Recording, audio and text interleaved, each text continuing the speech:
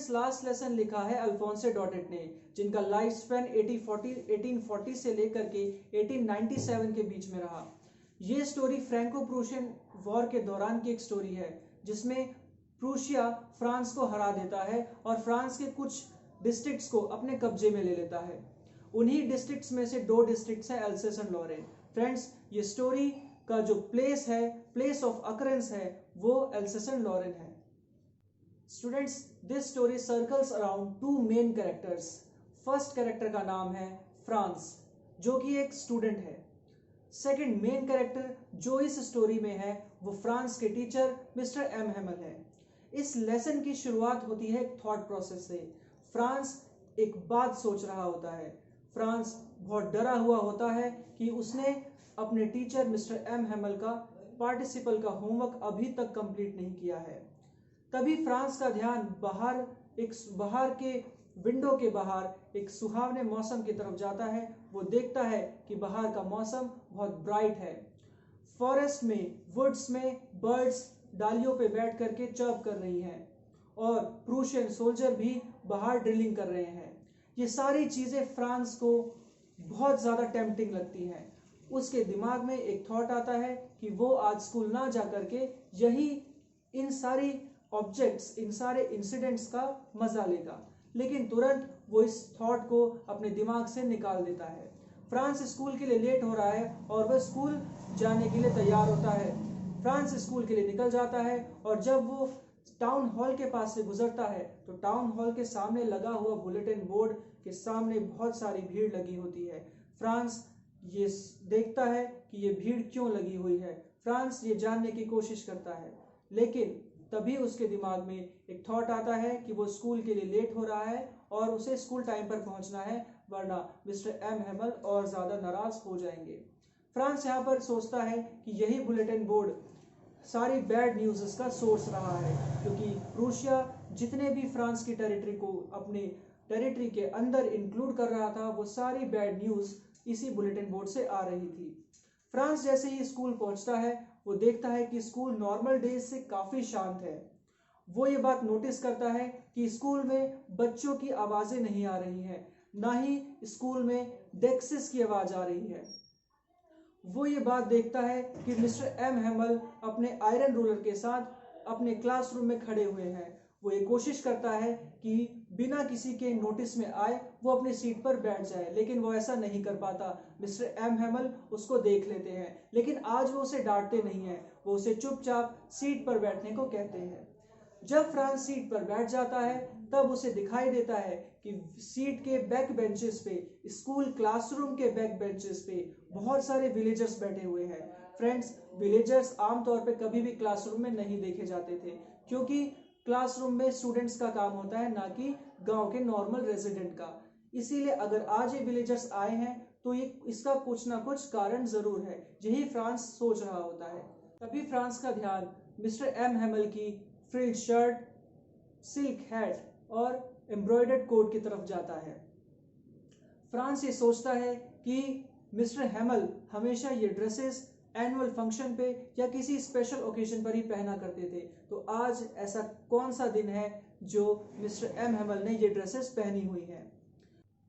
तभी एम हेमल बताते हैं कि आज फ्रेंच लेसन का आखिरी दिन है, क्योंकि प्रूशिया द्वारा फ्रांस की कई टेरिटरी को अपनी टेरिटरी के अंदर मिला लिया गया है और एल्सेस एंड लॉरेन डिस्ट्रिक्ट भी अब प्रूशिया के कंट्रोल में आ गए हैं। और नए ऑर्डर्स के मुताबिक, जो कि बर्लिन से आए हैं, नए ऑर्डर्स के मुताबिक आज से नेक्स्ट डे से जर्मन एल्सेस एंड लॉरेन के स्कूल्स में पढ़ाई जाएगी। ये सारे वर्ड्स बहुत ही शॉकिंग लगते हैं फ्रांस को, और फ्रांस जो अब तक अपनी बुक्स को बोझ समझता हुआ आया था, अभी अचानक वो बुक्स उसकी फ्रेंड्स जैसे बन जाते हैं।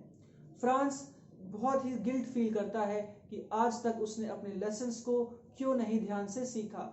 अभी तक तो उसे फ्रेंच लैंग्वेज ठीक से बोलनी भी नहीं आई। फ्रांस ये सोचता है कि अभी तक उसने अपनी मदर टंग ठीक से नहीं सीखी, और अचानक ये बर्लिन से जो ऑर्डर आया है उससे उसकी लर्निंग भी अफेक्ट हो जाएगी, या यूं कहे कि एंड हो जाएगी। फ्रांस अभी एम हेमल के क्रैंकी बिहेवियर यानी कि उनके शॉर्ट टेम्पर्ड बिहेवियर के बारे में भूल जाता है। वो मिस्टर एम हेमल के गुस्से के बारे में भी भूल जाता है। उसको ये याद नहीं रहता कि उसने अभी अपना पार्टिसिपल का होमवर्क नहीं किया है। तभी ग्रामर की क्लास शुरू होती है और मिस्टर हेमल बच्चों से होमवर्क पूछते हैं, पार्टिसिपल्स पूछते हैं। फ्रांस पार्टिसिपल्स नहीं बोल पाता।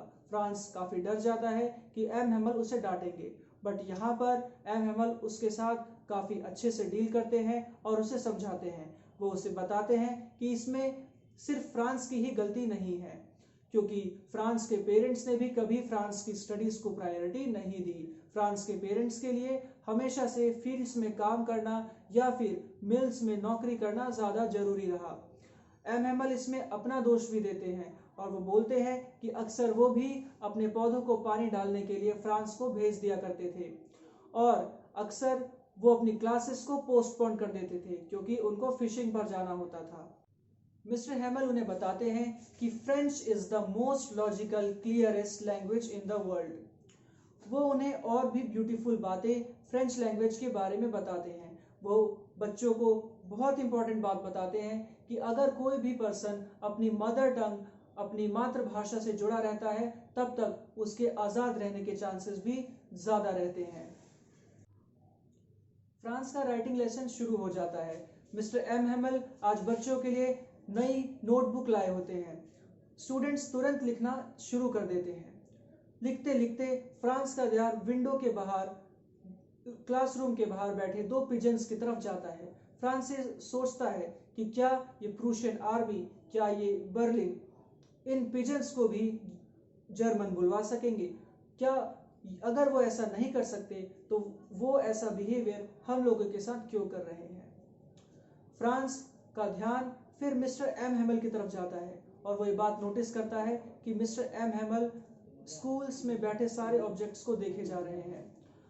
क्योंकि मिस्टर एम हेमल 40 ईयर्स से इस स्कूल में पढ़ा रहे हैं, इसीलिए वो स्कूल के सारे ऑब्जेक्ट्स को अपने आंखों में कैप्चर करना चाहते हैं। 40 ईयर्स के अंदर बहुत सारे चेंजेस स्कूल में आए हुए हैं, बहुत सारे चेंजेस स्कूल में आए हैं। पहला चेंज तो ये है कि वॉलनट के ट्रीज जो मिस्टर हेमल ने स्कूल के बाहर अपने गार्डन में लगाए थे वो काफी बड़े हो चुके हैं। होप पॉइंट की बेल अब स्कूल के रूफ तक पहुंच चुकी है।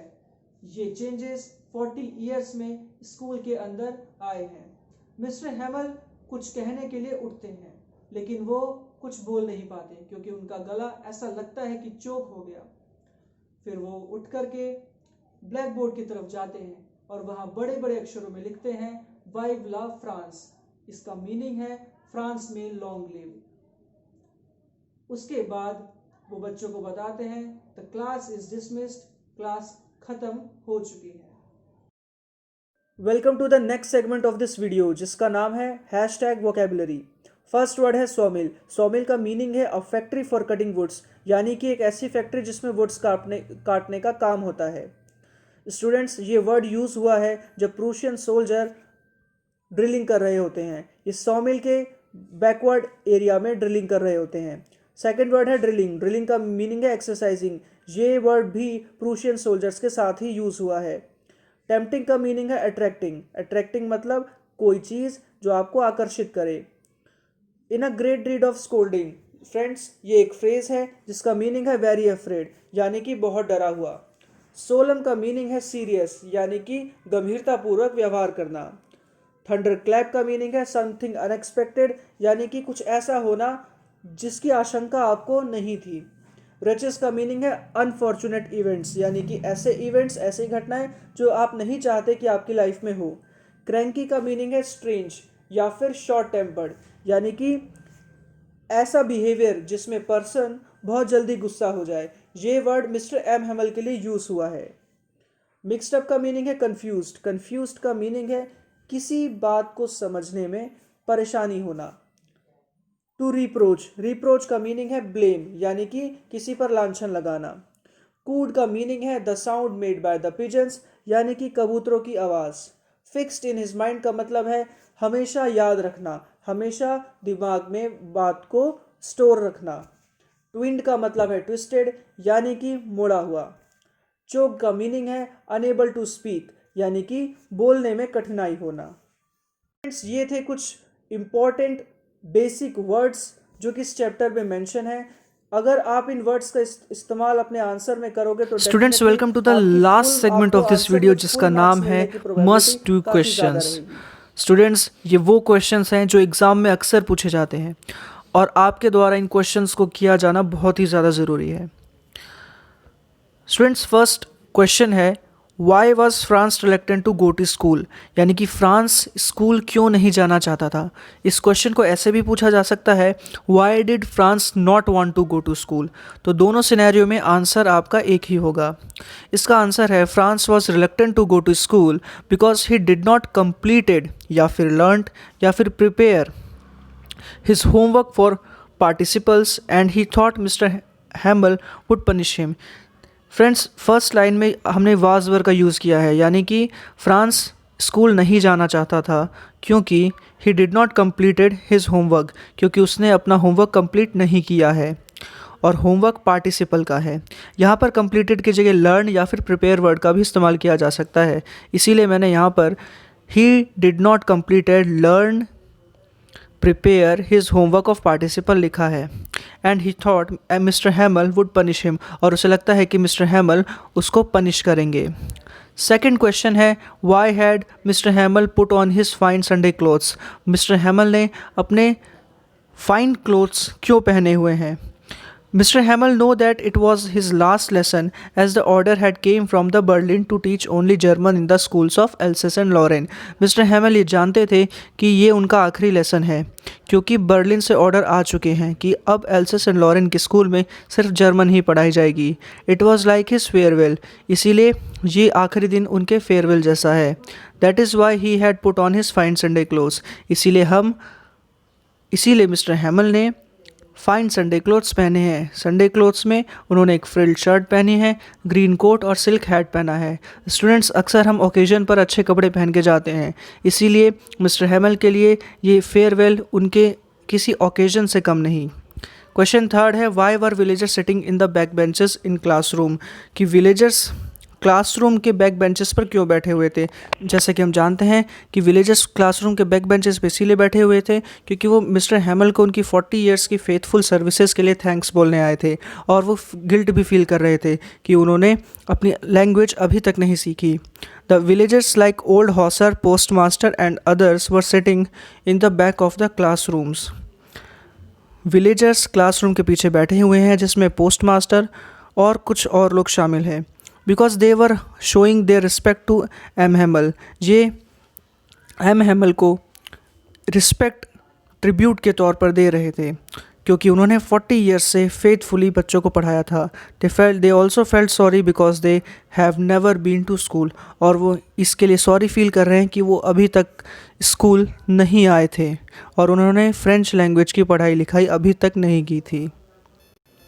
फोर्थ क्वेश्चन है what was more tempting for Franz than going to school. Franz के लिए स्कूल जाने से ज़्यादा क्या आकर्षक था, क्या टेम्पटिंग था। इसका आंसर है ब्राइट एंड सनी डे, सुहावना मौसम, चर्पिंग ऑफ बर्ड्स यानी चिड़ियों की आवाज़, and drilling of Prussian soldiers, और प्रूशियन सोल्जर्स द्वारा एक्सरसाइज करना in the open field of the back of the sawmill were much more tempting than going to school.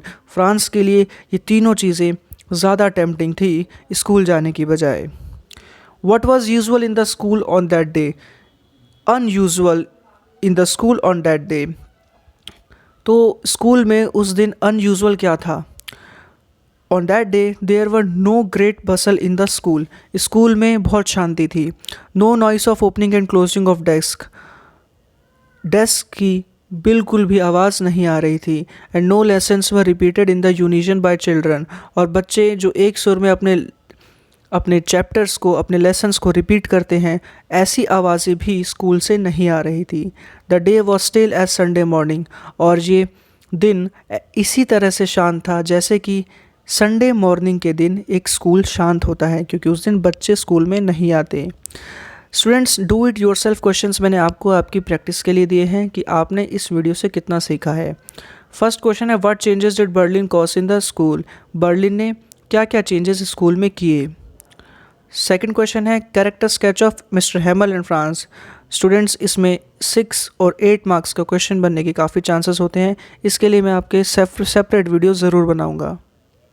तो ये था लास्ट लेसन, और इस लेसन को हमने स्टोरी, वोकैबुलरी और मस्ट डू क्वेश्चन के साथ कवर किया है।